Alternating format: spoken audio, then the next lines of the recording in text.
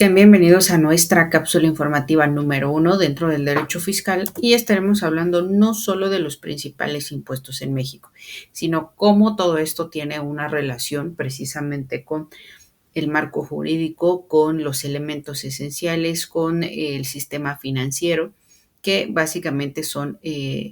elementos necesarios, por ejemplo, con el principio de legalidad o reserva de ley tributaria que exige que todos los impuestos se establezcan en ley. A pesar de estos o de este elemento esencial, nosotros podemos entender quiénes son las personas que deben pagar determinado impuesto, cuánto tienen que pagar, cuándo lo tienen que pagar y por qué hecho o acto lo tienen que pagar. Es decir, el contribuyente debe conocer con suficiente precisión el alcance de sus obligaciones fiscales. Pero ¿cuáles son los elementos esenciales de los impuestos? Bueno, en concordancia con el principio de reserva de ley tributaria del Código Fiscal de la Federación, señala que las disposiciones fiscales que establezcan cargas a los particulares y las que señalan excepciones a las mismas, así como las que fijan las infracciones y sanciones, son de aplicación estricta. Se considera que establecen cargas a los particulares las normas que refieren al sujeto, objeto, base, tasa o tarifa. Bajo este mismo rubro, pues entendemos que estos elementos esenciales pues van a ser los componentes fundamentales que definen su creación, aplicación, y estos elementos incluyen el sujeto pasivo, el objeto o el hecho imponible, la base imponible, la tasa o el tipo de gravamen y la época de pago, que como bien mencionamos, de acuerdo al Código Fiscal, pues mantienen una relación de manera directa. En resumen, acá les pongo los conceptos básicos de los elementos que acabamos de mencionar, porque de acuerdo a la norma jurídica tributaria se debe advertir quiénes se encuentran sujetos al pago, cuál es el objeto del gravamen, sobre qué base se determinará el impuesto, la tasa aplicable o la tarifa según sea el caso. El establecimiento de todos estos elementos es indispensable. De faltar alguno, se vulnera el principio de la reserva de ley tributaria y por lo tanto se estaría ante un caso de norma jurídica inconstitucional.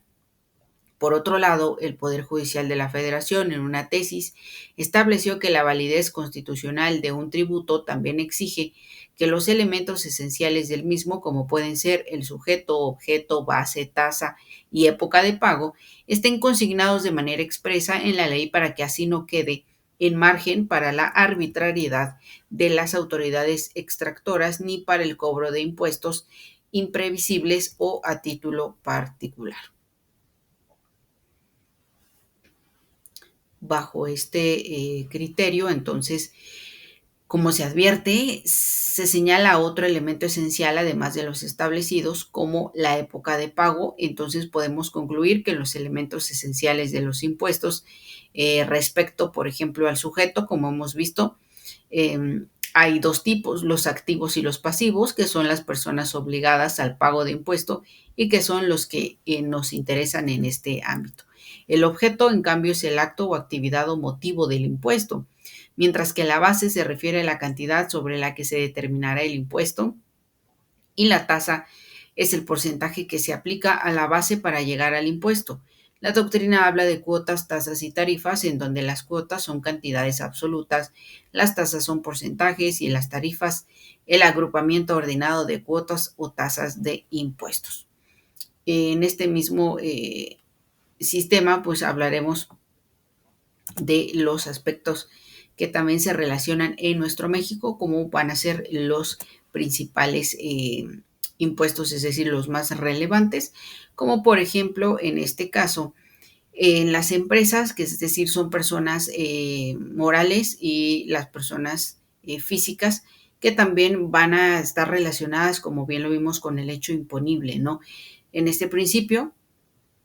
el impuesto sobre la renta, que es el ISR, el impuesto al valor agregado, que es el IVA, las aportaciones de seguridad social, el impuesto especial de producción y servicios, que es el IEPS, etcétera. Cada uno de estos impuestos tiene características particulares que afectan y afectarán directamente la operación y la planificación financiera. Es decir, que de estos objetos que van a ser la base imponible, ¿no?, del cobro de impuestos